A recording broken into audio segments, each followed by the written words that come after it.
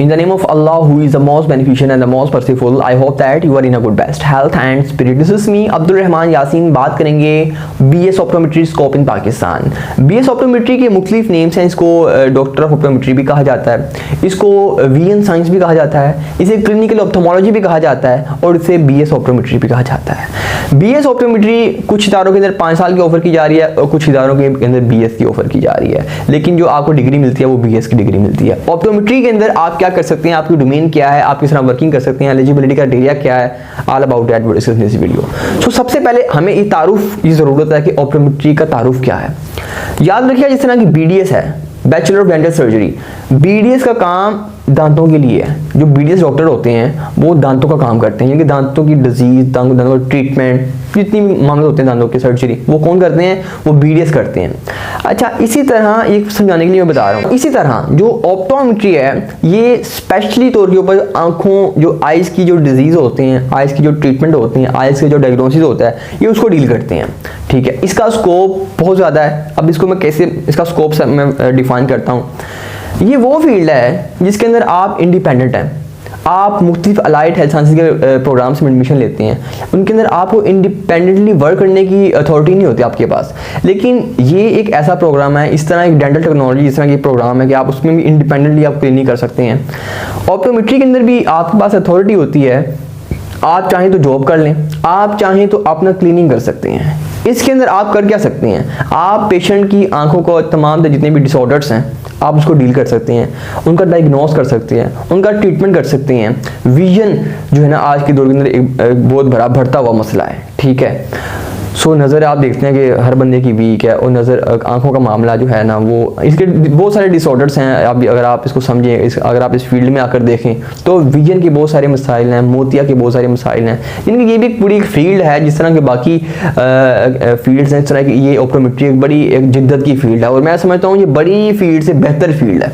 लेकिन इसके बावजूद मिला जुमला कि स्कोप फील्ड में नहीं होता, स्कोप बंदे में होता है। आप कोई भी फील्ड ज्वाइन कर लें, स्कोप उस फील्ड में आपने खुद बनाना होता है। ये ऐसा नहीं होता कि आपने डिग्री हासिल कर लिया है और अब आपके इर्द गिर्द लोग घूमेंगे जी हमें आप इधर आ जाए और आप इधर आ जाए, ऐसा नहीं है। आपको स्ट्रगल करनी पड़ती है, आप कोई भी फील्ड चूज कर लें, ठीक है जी, लेकिन लक भी होती है। दूसरी बात, आपका एक नज़रिया भी होता है कि आप करना क्या चाहते हैं। ठीक है, लईसल इंसान इल्ला मा सा, इंसान के लिए वही पूछा जिसकी वो कोशिश करता है। अब मैंने ये बता दिया कि आंखों की फील्ड है, इसके अंदर आप इसका डायग्नोस करते हैं, इसका ट्रीटमेंट करते हैं। आप जो है ना वो हॉस्पिटल्स के अंदर ऑप्टोमेट्रिस्ट की खास ज़रूरत है, इसका एक खास कोटा भी होता है।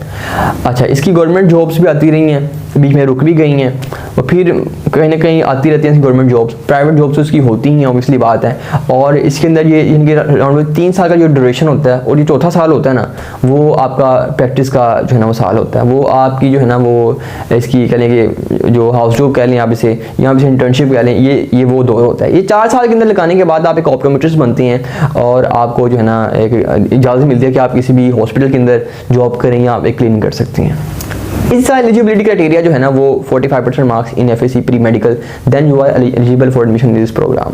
अच्छा, कुछ इदारे जो है ना वो 2022 की मैं बात कर रहा हूँ, कुछ इदारों ने यूसेट रिक्वायर करना शुरू कर दिया कि यूसेट यानी कि undergraduate studies admission test. लेकिन मैक्सिमम यूनिवर्सिटीज़ जो है ना वो गवर्नमेंट की या प्राइवेट की, वो यूसेट को अभी भी रिक्वायर्ड नहीं कर रही। वो कह रही नहीं हमें कोई टेस्ट नहीं चाहिए।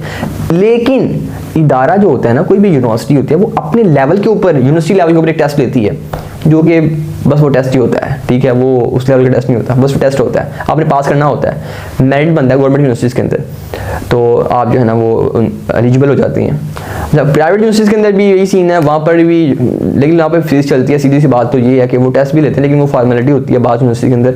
लेकिन वहाँ पर आपके अगर कम से कम 50% मार्क्स हैं, 45% मार्क्स हैं तो आप एलिजिबल हैं। लेकिन 45% इज द लास्ट क्राइटेरिया, इसके बाद नीचे अगर आपके मार्क्स हैं तो आप एलिजिबल नहीं हैं। ठीक हो गया, इसका हमने एलिजिबिलिटी क्राइटेरिया डिस्कस कर लिया। इसके अलावा MD कैट रिक्वायर्ड नहीं है इसके लिए, बहुत सारे इदारे इसको ऑफर कर रहे हैं। किंग एडवर्ड इसको ऑफर कर रहा है, सुपीरियर यूनिवर्सिटी ऑफर कर रही है, उसके बाद इसको ग्रीन इंटरनेशनल यूनिवर्सिटी ऑफर कर रही है, इसके अलावा इसको यूनिवर्सिटी ऑफ फैसलाबाद ऑफर कर रही है, इसके अलावा इसको रिफाइंड इंटरनेशनल यूनिवर्सिटी ऑफर कर रही है, इसके अलावा रहीम खान ख्वाजा फरीद मेडिकल यूनिवर्सिटी से ऑफर कर रही है। बहुत सारी यूनिवर्सिटी आप गूगल करें ऑप्टोमेट्री इंस्टीट्यूट इन पाकिस्तान, तो वहाँ पर एक लिस्ट आ जाती है। ठीक है, तो इसकी मैंने आपको बता दिया, एलिजिबिलिटी क्राइटेरिया हमने डिस्कस कर लिया। इसके अलावा इसकी जॉब्स की बात करें, इसकी स्कोप की बात करें, इसकी सैलरी की बात करें, तो याद रखिएगा ये वो फील्ड है जिसके अंदर एक खासा आपको एक अर्निंग का एक प्रोसेस है। मैं बता दूं फिर कि आपके दिमाग की एम होती है, ठीक है, क्योंकि बड़े ऐसे डिग्रियों वाले हैं जिनके पास इनको कमाने का पता ही नहीं है, वो कहीं नहीं कुछ कर पाते, सीधी सी बात है। और बड़े ऐसे डिग्रियों के बगैर हैं जो बराबर कमा रहे हैं। ये आपका टोटल पावर ऑफ माइंड है, गेम आपके माइंड की है, ठीक है। इस फील्ड के अंदर बड़े लोग जो है ना वो 2-3 लाख भी कमा रहे हैं, और बड़े लोग हैं जो वो सिर्फ 40,000 ही कमा पाते हैं। ये टोटली माइंड की गेम है। इसके अंदर आप कॉन्टैक्ट लेंस की कंसल्टेशन कर सकते हैं, ठीक है, आप इसकी मजीद आगे स्पेशलाइजेशन कर सकते हैं, फिल कर सकते हैं, आप FCPS कर सकते हैं कनाडा से या मुख्तलिफ कंट्रीज़ के अंदर। पाकिस्तान में स्कोप है, लेकिन पाकिस्तान से अगर आप बाहर देखें तो बहुत ज़्यादा स्कोप है, ठीक है, बेहतरीन किस्म की फील्ड है। आई एम आल्सो ऑप्टोमेट्रिस्ट, ठीक है, तो इसकी अंदर परेशानी वाली कोई बात नहीं है। आप अपना क्लिनिक कर सकते हैं, आप जॉब कर सकते हैं, ट्रस्ट फेयर में जॉब कर सकते हैं, गवर्नमेंट हॉस्पिटल में जॉब कर सकते हैं, प्राइवेट हॉस्पिटल में जॉब कर सकते हैं, टीचिंग कर सकते हैं, किसी भी फील्ड के अंदर जो ये आम सी डोमेन्स होती हैं, ठीक है, ये डिस्कस कर ली मैंने। अब फीस की बात करते हैं कि फ़ी का क्राइटेरिया क्या है। जो फी स्ट्रक्चर होता है ना वो हर इदारे का जो है ना वो डिफरेंट है। आपके ऊपर आपका डिपेंड करता है कि आप इस इदारे में अपना एडमिशन करवाने जा रहे हैं, आप किस लेवल, क्योंकि लेवल के ऊपर डिपेंड करता है यूनिवर्सिटी के कि वो किस स्टैंडर्ड की है, उसकी फ़ीस उस हिसाब से होगी। सो पी यूनिवर्सिटी की फ़ीस उस दौर के अंदर 4 लाख थी, अब राउंड अबाउट वो कोई 8 से 10 लाख हो चुकी है। इसी तरह 13 लाख की फीस की फ़ीस है कुछ इदारों में। कुछ इदारों देखिए इदारा आपको विजिट करना पड़ेगा, 6 लाख में भी ये हो रहा है। तो यानी टोटल इसी ओवरऑल कोर्स में फीस बता रहा हूँ, ठीक है, तो आप कम भी करवा सकते हैं। स्कॉलरशिप बेसिस के ऊपर भी लोग एडमिशन लेते हैं, ठीक है, तो बेहतरीन किस्म की फील्ड है, परेशानी वाली फील्ड नहीं है, और बड़ी एक आज़ादाना इंडिपेंडेंट फील्ड है। ये वो तमाम गुफ्तगू थी जो कि ऑप्टोमेट्री के बारे में थी। तो इसके साथ में दीजिए इजाज़त, वमा लेना इल्लल बलागुल मुबीन। Thank you.